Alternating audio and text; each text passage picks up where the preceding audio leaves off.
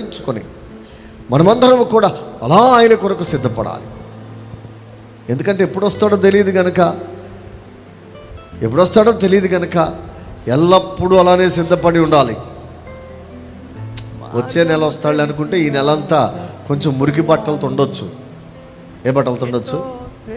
వచ్చే నెల వస్తాడంటే మురికి బట్టలతో ఉండొచ్చు. వచ్చే సంవత్సరం వస్తాడంటే ఈ సంవత్సరం కొద్దిగా ఏ ఆభరణాలు లేకుండా, పరిశుద్ధ అలంకారాలు లేకుండా, కాస్త దుష్టాలంకారాలు, కాస్తంత మురికి అలంకారాలు, అపవిత్రమైన అలంకారాలతో బ్రతకొచ్చు.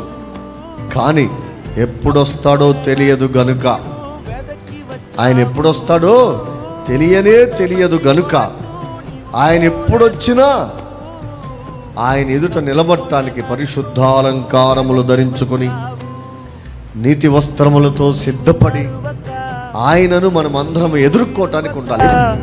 జాలిగా నన్ను చూస్తూ నిలచిపోయావు, తృణీకరించక నన్ను త్రోసివేయక, సంద్రాలు దాటి